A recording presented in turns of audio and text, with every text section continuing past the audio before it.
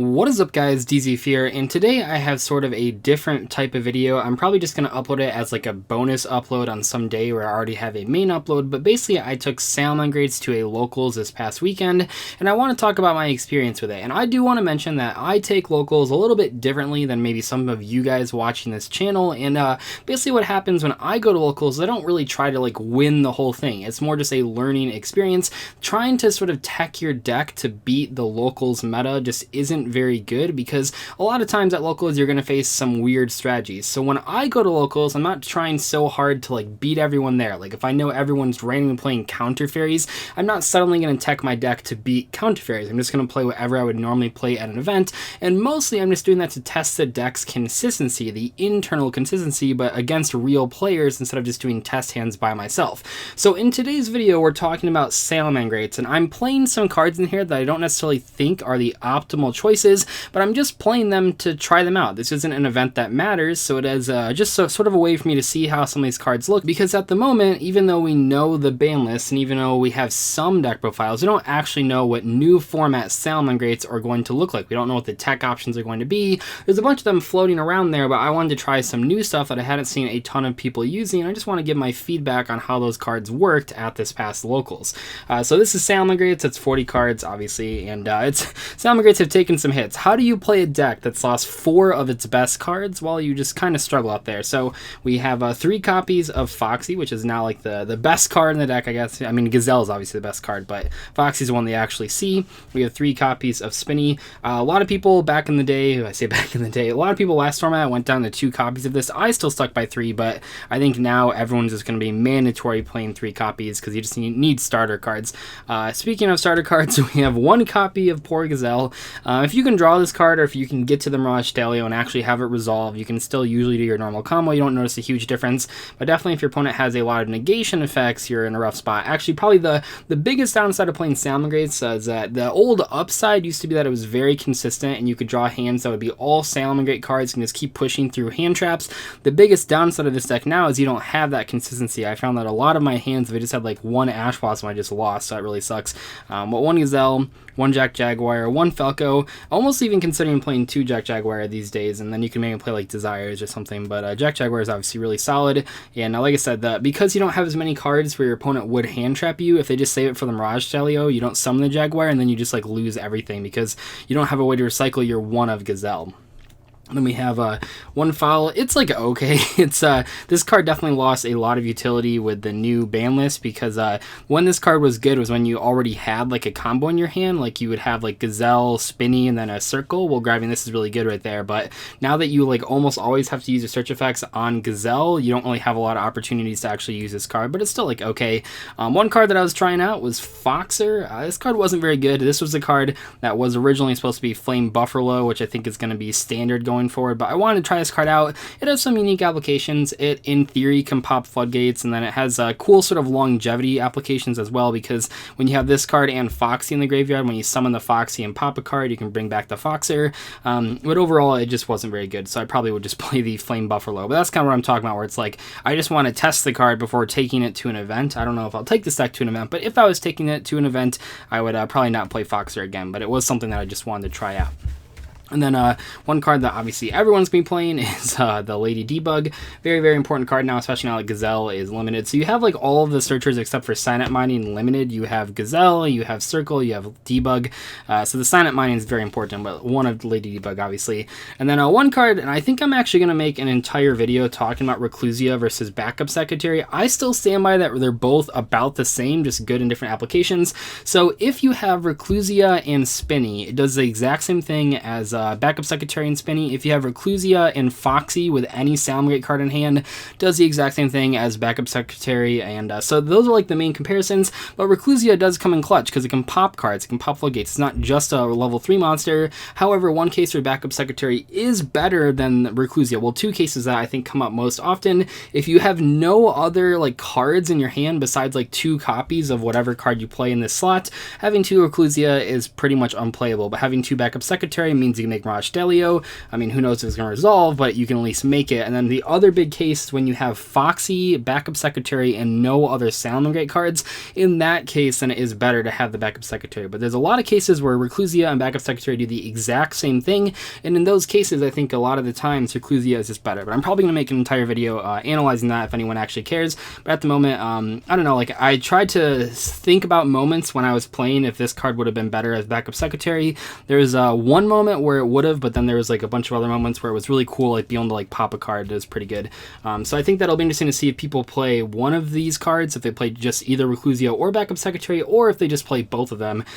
Certainly playing online, I've seen a lot of people just using both copies because it's really good to just push through stuff and make rank 3 monsters. And for the hand traps, and there are a lot of them, because I think the strength of this deck, or one of the things that you can try to do with this deck, is because your deck is a lot less consistent than it used to be. At the very least, you can like make your opponent's deck bad by just throwing a bunch of hand traps on them. So we have 3 copies of Phantasme. This card was always important, but I think even now it is much more important because you have so many cards that you just don't have access to anymore. You don't have 3 Gazelle, you don't have 3 Circle. So I feel like this card is just so critical nowadays, and I think that one of the problems, one of the complaints with the new balance is that it really made the budget version of Salamangreats like almost unplayable, because now you basically have to have 3 Phantasma, you have to have 3 Signet Mining. That kind of sucks, but hopefully the Borreload structure deck that's coming out will help budget players. But this card is super mandatory, and I don't know, there were like a lot of hands where I felt like I was actually better going second just because of the extra card and having access to so many hand traps.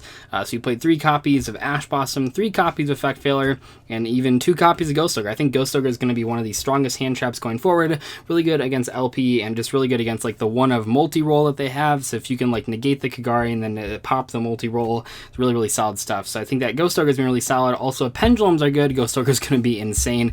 So I think that's going to be one of the better hand traps going forward. So there's like a bunch of hand traps there, right? And then we also have the impermanences. So the idea is that you can just sort of reduce your opponent's like combos to like not really ending on optimal boards, and then it doesn't matter that you don't have as many powerful cards in your deck because their deck isn't doing what it's trying to do. For these spells, we have 3 copies of Mining, like I said, mandatory staple 3 of now. I mean, it always was, but especially like, I know the budget players is going to be rough, right? Because this card is really important nowadays. But if you're playing this deck, you really, I feel, need the Signet Minings and the Phantasme. 3 copies of Call by the Grave, because your deck is so much more susceptible to hand traps. It's not even funny. Hand traps used to like matter. I mean, they certainly did come up when you're playing like hand trapped your Stalio, but now it is like so critical, especially because like back then when they hand trapped the Stalio, a lot of times you just like already had the Gazelle, but nowadays when you summon that card, a lot of times you're trying to get the Gazelle out of the deck, so it's a really big deal if it gets stopped. So Call by the Grave is super important. I think some people last format weren't playing it, but I think nowadays you really have to play it. Then we have 1 copy of Circle, rest in peace, 1 copy of Sanctuary, 1 copy of Will. This card's insane, like it really is. I think this card wasn't always a staple last format, but it seems like nowadays this card just has to be played. It is so powerful bringing back Gazelle. It's so powerful for bringing back everything. I almost would play 2 copies, and I was testing 1 copy of Monster Reborn instead of the 2nd copy of Will, just because Will is a hard one to return, but Monster Reborn's kind of cool. This card didn't like overperform or underperform, it just kind of performed. But one of the cooler things about Monster Reborn is that if you go like second and you hand trap your opponent, you can then Monster Reborn one of the hand traps and overlay for like a Stalio, because Ghost Ogre and Ash Blossom are both level 3. 1 card you can play instead of this that I might have been better would have been Emergency Teleport. I saw Simo was playing that. That card was kind of cool. Once again, I was just trying to test cards that I saw other people weren't necessarily using, so I wanted to try out Monster Reborn. But in most cases, it was just bringing back whatever Salamangreat cards just in general, like Gazelle or whatever. And then sometimes, like if you just have like spinny Monster Reborn, doesn't actually do anything. So in those cases, the Emergency Teleport would be a lot better. So maybe try Emergency Teleport. But Monster Reborn can't get ashed, so maybe that's like some advantage. Probably not though. Then we have 3 copies of Impermanence. So you have a lot of hand traps in this deck. That's kind of how the deck works, and I think that's fine, but it definitely, I did notice, like, when I went first, my hands were just a lot less consistent than they used to be, and I think that's, like, the big downside here, is that, like, the reason I like this deck, and I'm so glad I got my invite with this deck at the WCQ, just so I don't have to worry about it, because it's a lot worse off, especially when you go first. You notice that you are missing 2 Gazelle and 2 Circle, and only have 1 Debug. It's very noticeable, but we have 3 Impermanence, and then 1 Roar, 1 Rage. It is tricky now because a lot of the times you can't actually send these cards with a Gazelle, because if you're summoning the Gazelle off of the Stalio, a lot of times you just have to send the Jack Jaguar to the grave. So the luxury of sending these cards isn't really there anymore. So maybe you should play more copies, but then it's like not as consistent. Still really good to send with a Gazelle if you actually open like enough combo pieces, enough starter cards. For the extra deck, we have, I think, the exact same thing that I've been playing, but we'll go through it. So we have 3 copies of the Bale Links, we have 3 copies of Sunlight Wolf, 2 copies of Heatleo, 1 copy of Hita. This card actually like came in clutch a bunch of times just for like summoning it and crashing it into a monster to search Gazelle. I know it sounds really bad, and it is really bad, but in some cases when you just don't have any other plays, it's, I guess, okay. We have 1 Phoenix, obviously really good, 1 Avermax, still really solid card. A lot of decks don't have an out for this card, especially if you have like any interruption.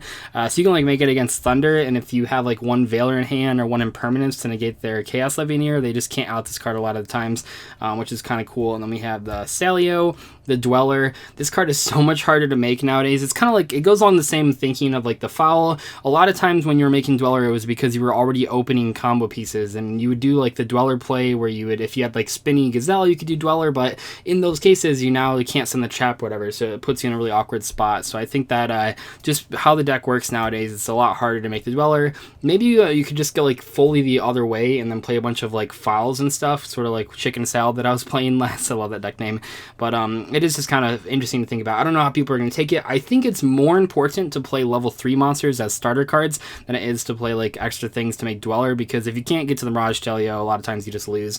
And then we have the Violet Chimera and the whatever guy, Starving Venom Fusion Dragon for the Super Poly targets, and I think Super Poly is like pretty good going forward. Obviously it's at 3 copies per deck now, which is kind of crazy. So for the side deck, one of the reasons I like this deck still is post-siding, you can side into the Artifact Sanctum engine. So we have 3 Lancia, which is just always good, 1 Scythe, and then 3 Sanctum. So you have so many when you go second, or when you go first, I'm sorry, in games 2 and 3, you can just have so many instant win buttons. Any 7 of these are just like instant wins. And I say 7 because I'm actually counting the Scythe, because there was a game at the WCQ that I won where I drew the Scythe, set it, and then I was able to rage my own card to blow up the Scythe, and then prevent him from special summoning for the entire turn extra deck monsters. Unfortunately, you can't use the second effect of Rage, or I don't know which effect it is, but you can't use the non-targeting effect because that one only hits opponent's monsters. But the sending a card to blow up a card, that can target your own cards, so you can target the Scythe. But that engine's really strong, and it's really strong in this deck as well, because this deck still can OTK out of nowhere. We have 2 Prankatops. I still feel this card's very important just because, I don't know, your deck is just not as consistent. It's not as good as breaking boards anymore, so just having this card is super helpful. Then we have 3 copies of Super Poly, obviously really strong in the mirror match. I mean, we don't know how popular this deck's going to be, but this seems like a pretty strong choice. And then really good against like Thunder, and kind of good against Orcus. It's like, okay, I don't know. I still don't know what people in Orcus are going to be doing. Some of them are summoning Topologic Bomber Dragon, and then no other monsters with the Dingirsu engraved. Some people are doing like the double Link monster. They have the Link 2 monster and the Link 3 monster with a trap face down. So if the trap version of the deck becomes, or the trap opening becomes the standard opening, then Super Poly is really good because it takes out both monsters and they don't have the field spell. But if the Dingirsu opening is the more common one, then this card's like really bad against that deck. So it'll be interesting to see what the better opening is, because if the better opening is the double Link monster, then this is like insane. And then 3 copies of Twin Misters. It really hurts not main decking any outs to Mystic Mine. I mean, you have like the Reclusia and you have like the Foxer kind of, but in reality, a lot of times if you have like a couple monsters or even just 1 monster and your opponent has nothing, they activate Mystic Mine, you're just kind of stuck there and it's really awkward. But I feel like one of the things that I had to do when we lost the Gazelle, when we lost the Circles, is that you had to take these out of the main deck just to play more starter cards. So I think you'll take some extra losses to Mystic Mine and stuff like that. Mystic Mine is still at 3. People are still playing it, especially in Sky Strikers. And this is honestly like, I don't know, I almost want to just play this card instead of like the Reclusia, instead of like the Backup Secretary, because while it will hurt your deck's consistency, I think it will definitely increase the deck's versatility. And if backer decks are all over the place, this card is just so strong. So we'll have to wait and see how the format develops. Also, I do want to mention at the very end of this video, there was a version of this deck, Salamangreats, that was playing Mystic Mine and also Clock Lizard and and a bunch of Fusion of Fires to just like sort of FTK the opponent. Not a true FTK, it's like an OTK, but that version might actually be the best version going forward. I don't really know a ton about it. I watched some deck profiles.